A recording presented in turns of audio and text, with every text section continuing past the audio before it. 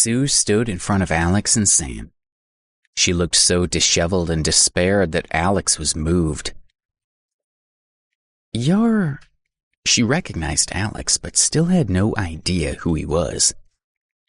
Mr. Ambrose bought Lawrence Heights a few days ago. He's the new boss here, Sam explained to her. She was slightly surprised but not shocked. People bought million-dollar properties in New York all the time. There was nothing so remarkable about someone buying Lawrence Heights. Sam, from today, Miss Bradley is going to be the new property manager at Lawrence Heights. Please help her settle in and teach her about her new role. She'll start in 2 days' time. Do you understand? Alex hadn't discussed his decision with Sam at all. He was just giving him an order. Yes, no problem, Sam said as he looked at Sue. Although he had doubts about her suitability, he didn't dare disobey Alex's instructions or question his decision. You can go now, Alex told him. Sam and the other staff member who had fetched Sue walked out of the office. Sue looked at Alex, feeling slightly dazed. She couldn't understand why he had just given her such a good job. What's wrong? He asked with a slight frown. He was a bit frustrated with her. Nothing, she replied as she lowered her head slightly and started to tidy her hair with her hands. In her opinion, she and Alex were worlds apart.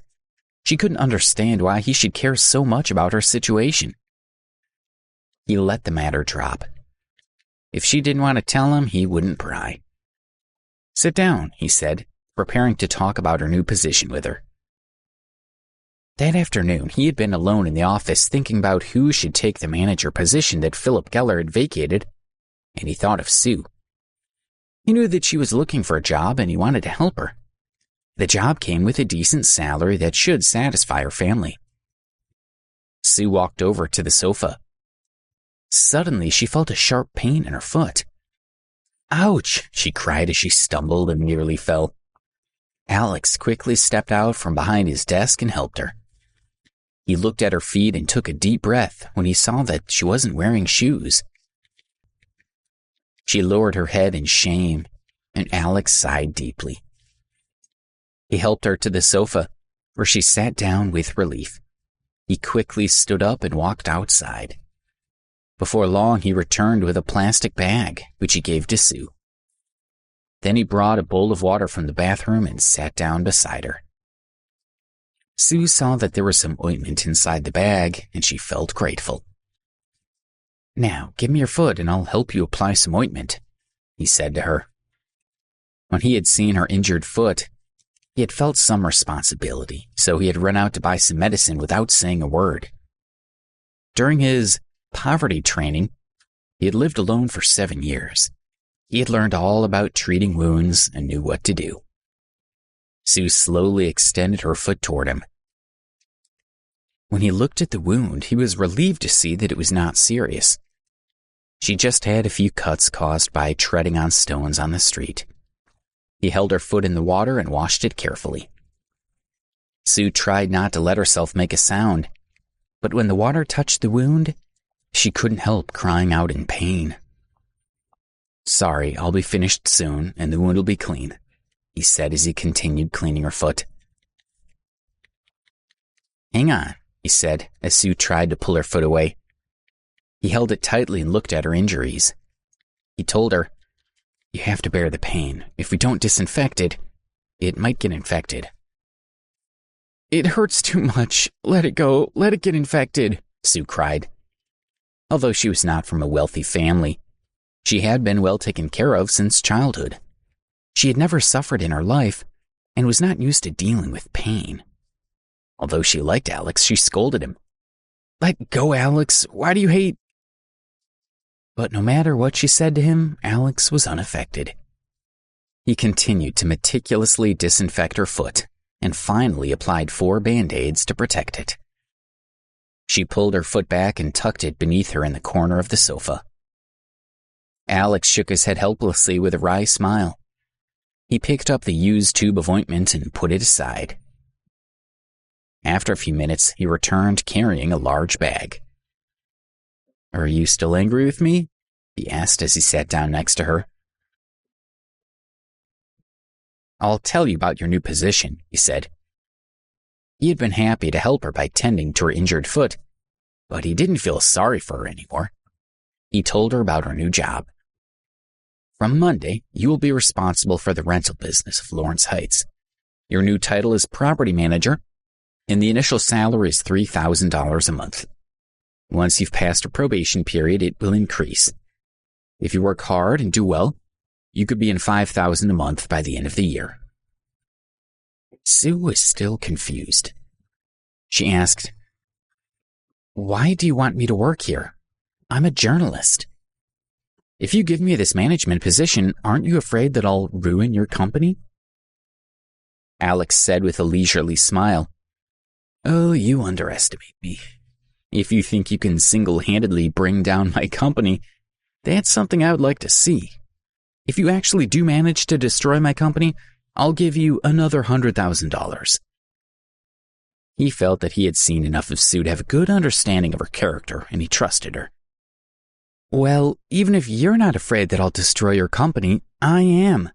You'd better supervise me all the time. Otherwise, you might not have a company at all in a few weeks.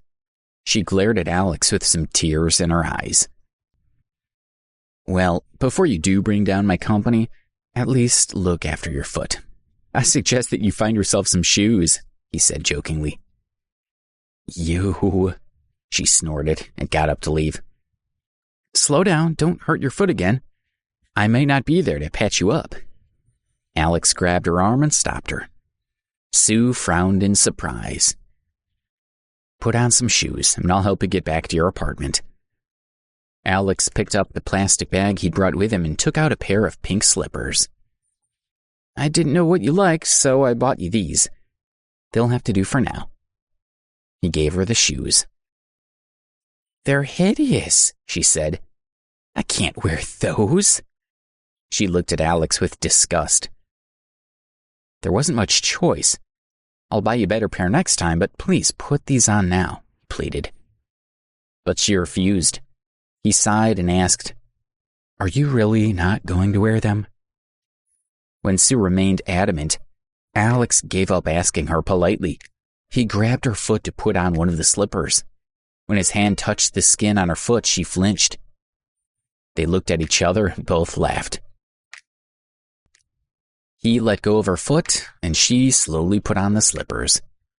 Without another word, he helped her to her apartment. As Alex was about to leave, Sue said, Why don't you sit down and have a drink? He poured 2 glasses of water and sat on the sofa next to her. Thank you so much for the job. I'll do my best, she said. She had finally calmed down. I'm sure you will.